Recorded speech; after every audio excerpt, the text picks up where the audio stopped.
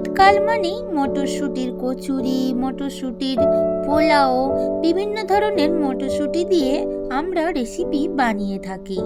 সেই রকমই আজকে নতুন ধরনের মটরশুঁটি দিয়ে এক রেসিপি আমি করে দেখাবো।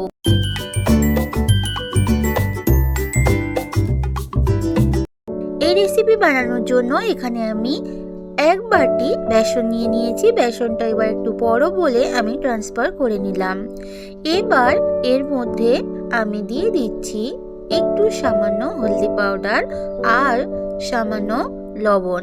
তোমরা এখানে জোয়ান ইউজ করতে পারো, আমি এখানে দিইনি, কিন্তু জোয়ানটা দিলে কিন্তু ফ্লেভারটা ভালো থাকে। এবার একটা হ্যান্ড উইক্স দিয়ে ভালো করে একটু ড্রাই জিনিসগুলো মিশিয়ে নিচ্ছি। এবারে অল্প অল্প জল দিয়ে বেসনের একটা ঘোল বানিয়ে নেব বা বেসনের একটা ব্যাটার বানিয়ে নেব। একসাথে পুরো জলটা দিলে হবে না, অল্প অল্প করে জল মিশিয়ে ব্যাটারটা বানিয়ে নিতে হবে। এই দেখো বন্ধুরা, বেসনের একটা ভালো ব্যাটার সুন্দর করে বানানো হয়ে গেছে। এবার ঢাকা দিয়ে একটু রেখে দেব 10 মিনিট। এবার আমি 1 বাটি মটরশুঁটি নিয়ে নিয়েছি। আমি যেহেতু 1 বাটি বেসন নিয়েছি, সেই হিসেবে এখানে সেই পরিমাণ মতো 1 বাটি মটরশুঁটি নিয়েছি। এবার একটা মিক্সার গ্রাইন্ডার নিয়ে নিয়েছি, সেখানে নিয়ে নিয়েছি মটরশুঁটি। এবার আমি একটুখানি পেস্ট বানিয়ে নেব। এই দেখো বন্ধুরা, মটরশুঁটির পেস্ট বানিয়ে নিয়েছি। মটরশুঁটির পেস্টটা কিন্তু একদম প্লেন করে কিন্তু করিনি, আদা ভাঙা করেছি। এইবারে যে বেসনের ঘোল বা ব্যাটারটা রেখেছিলাম তার মধ্যে মটরশুঁটির আদা ভাঙা পেস্টটা এবার দিয়ে দেব। দিয়ে ভালো করে বেসনের সাথে পেস্টটা ভালো করে মিশিয়ে নিতে হবে। দেখতেই পাচ্ছ বেসনের ব্যাটারের সাথে মিশ্রণটা কড়াইশুঁটির দেখো ভালোভাবে কিন্তু একদম মিক্সড হয়ে গেছে। এবার এখানে দিয়ে দিচ্ছি সামান্য পরিমাণে ধনিয়া পাউডার আর সামান্য পরিমাণ ভাজা মশলা, আর একটু দিয়ে দিচ্ছি চাট মশলা চটপটা টেস্টের জন্য, আর সামান্য একটু লাল লঙ্কা পাউডার। এবার সবকিছু আবারও ভালো করে একটু মিশিয়ে নেব। নিয়ে 10 মিনিট মতো একটু রেখে দেব। এবারে আমি অল্প অল্প করে জল মিশিয়ে ব্যাটারটাকে আরও একটু পাতলা করে নেব। শীতের শুরুতে আমরা এই মটরশুঁটি দিয়ে বিভিন্ন ধরনের পোলাও, বিভিন্ন কচুরি, বিভিন্ন ধরনের রেসিপি করে থাকি, কিন্তু এই ধরনের একটা রেসিপি যদি গরম গরম আপনারা বানিয়ে খেতে পারেন তাহলে কিন্তু খুবই ভালো লাগবে। এইবার দেখো ভালোভাবে কিন্তু ব্যাটারটা একদম পাতলা করে আমি বানিয়ে নিয়েছি। এইবারে চলে যাব গ্যাসের কাছে। গ্যাসের মধ্যে কড়াই বসিয়ে দিয়ে একটুখানি হোয়াইট অয়েল দিয়ে একটু হিং দিয়ে দিয়েছিলাম। হিংটা এবং তেলটা তোমরা এখানে স্কিপ করতে পারো, শুকনো কড়াইতেও কিন্তু ঘোলটা দিতে পারো। এবার একটু সবকিছু মিশিয়ে নিয়ে চারদিকে কড়াইটা একটু লাগিয়ে দিলাম। এরকম একটা রেসিপি তোমরা যদি শীতকালে বাড়িতে বানাতে পারো তাহলে কিন্তু খুবই ভালো লাগবে, এবং আগেও তোমরা দেখতে হবে রেসিপিটি কতটা হেলদি এবং টেস্টি হতে চলেছে। এবার দেখো ভালোভাবে বেসনের ব্যাটার বা ঘোলটা কড়াইয়ের মধ্যে দিয়ে দিলাম, এবং দেওয়ার পরে ভালোভাবে কনস্ট্যান্টলি নাড়াতে হবে কড়াইতে। একটু পরেই দেখতে পাবে একটা সুন্দর ডো ফর্ম আস্তে আস্তে করে চলে এসেছে। এই জন্যই বলেছিলাম বেসনের ঘোলটা একটু পাতলা করে বানাতে হবে, যাতে বেসনটা ভালোভাবেই কিন্তু সেদ্ধ হয়ে যায়। তোমরা দেখতেই পাচ্ছ আগের থেকে কিন্তু কতটা ড্রাই হয়ে গেছে এবং একটা ডো ফর্মে আস্তে আস্তে কিন্তু চলে এসেছে, দেখতেই পাচ্ছ আস্তে আস্তে কিন্তু ভালোভাবে পুরোটা ডোর আকারে হয়ে গেছে। এর থেকে কিন্তু আর আমি বেশি শক্ত করব না। এবারে গ্যাসের ভলিউমটা অফ করে একটু নামিয়ে নেব। এবারে এখানে আমি একটা প্লেট নিয়ে নিয়েছি, প্লেটের মধ্যে একটুখানি আমি অয়েল ব্রাশ করে নিয়েছি।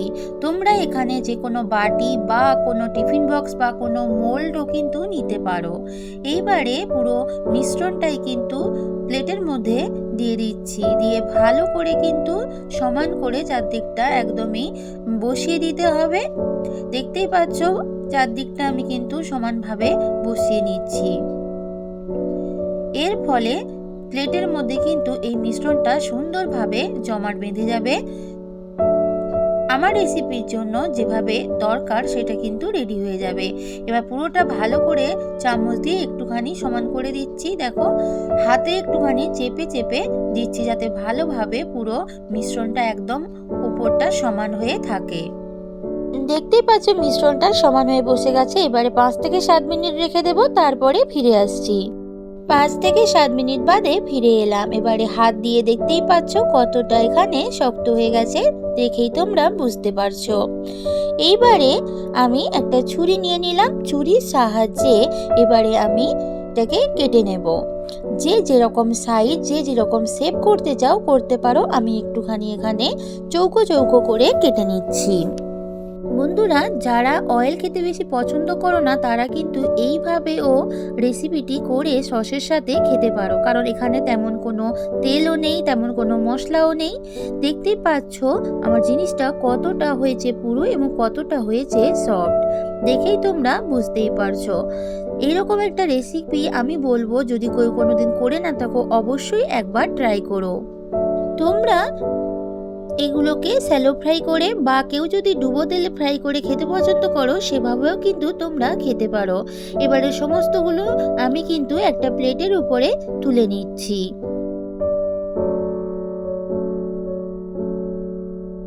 গ্যাসের মধ্যে কড়াই বসিয়ে দিয়ে সর্ষের তেল দিয়ে দিয়েছি। সর্ষের তেলটা গরম হয়ে যাওয়ার পরে দিয়ে দিচ্ছি এখানে ফোড়ন, গোটা জিরে, শুকনো লঙ্কা আর গোটা গরম মশলা।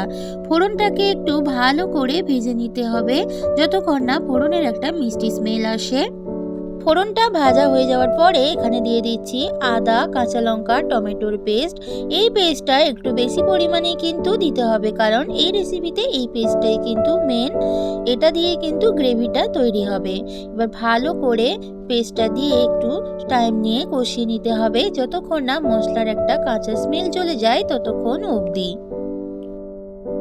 মশলাটা একটু কষিয়ে নেওয়ার পরে এখানে অ্যাড করে দিচ্ছি ড্রাই মশলা, যেমন কাশ্মীরি রেড চিলি পাউডার, হলদি পাউডার, লবণ, ভাজা মশলা আর দিয়ে দিচ্ছি ধনিয়া পাউডার। এখানে আমি আর লঙ্কা গুঁড়ো ইউজ করলাম না, কারণ যেহেতু আমি কাঁচা লঙ্কার পেস্ট দিয়ে রান্নাটা করছি তার জন্য। সমস্ত মশলাগুলো এবার কড়াইয়ের মধ্যে অ্যাড করে দিচ্ছি। সবকিছু এবার একটু ভালো করে মিশিয়ে নিয়ে একটুখানি কষিয়ে নিতে হবে। ভালোভাবে মশলাটা কষানো হয়ে যাওয়ার পরে দিয়ে দিচ্ছি এখানে একটুখানি চিনি। মিষ্টি মিষ্টি ভাব থাকলে কিন্তু রেসিপিটি খুবই ভালো লাগবে, কারণ মনে হলে সে স্কিপ করতে পারো। এবং এখানে দিয়ে দিচ্ছি ধনিয়া পাতা কুচি। এবার একটু সবকিছু একসাথে ভালোভাবে মিশিয়ে নিয়ে একটু কষিয়ে নিচ্ছি।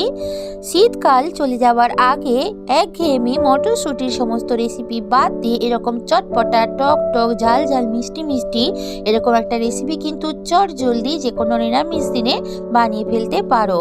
দেখবে সবার কিন্তু খুবই ভালো লাগবে। ভালোভাবে মশলাটা কষিয়ে নেওয়ার পরে এখানে জল অ্যাড করে দিলাম। এই রেসিপিতে খুব একটা বেশি কিন্তু ঝোল থাকবে না, মোটামুটি রান্নাটা হবে গা মাখো মাখো। তাই এখানে আমি 1 থেকে 1.5 বাটি জল দিয়ে ঝোলটাকে ফুটতে দেব। একটু ঢাকা দিয়ে রেখেছিলাম, ঢাকাটা খুলে নিলাম। দেখতেই পাচ্ছ ঝোলটা কিন্তু ভালোভাবেই ফুটে উঠেছে এবং আগের থেকে অনেকটাই কিন্তু ঝোলটা কমে গেছে। এইবার বেসন এবং মটরশুঁটির মিশ্রণে যেটা আমি কেটে রেখেছিলাম ওটা এবার আমি অ্যাড করে দিচ্ছি। বরফি বলতে পারো বা এটাকে একটা মিশ্রণও বলতে পারো। আমি ঝোলের মধ্যে এবার অ্যাড করে দিচ্ছি। এতক্ষণ যারা পুরো রেসিপি জুড়ে আমার সাথে ছিলে তোমাদের সবাইকে অসংখ্য ধন্যবাদ। এইভাবে সব সময় তোমরা আমার পাশে থেকো। সবগুলো দিয়ে এবারে একটুখানি মিশিয়ে নিয়ে ঢাকা দিয়ে রেখে দেবো।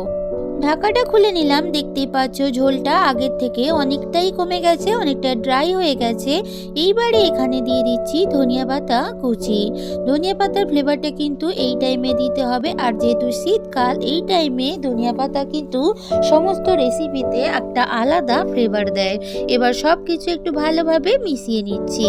রান্নাটা আমার একদম কিন্তু কমপ্লিট। এবারে সার্ভ করে নেব। মটরশুঁটি এবং বেসন দিয়ে এক নিরামিষ সম্পূর্ণ ইউনিক এবং নিউ রেসিপি, চটপটা টক ঝাল মিষ্টি মিষ্টি রেসিপি একদম রেডি, যেটা গরম গরম রুটি, পরোটা, ফ্রাইড রাইস, পোলাওর সাথে কিন্তু জমে যাবে।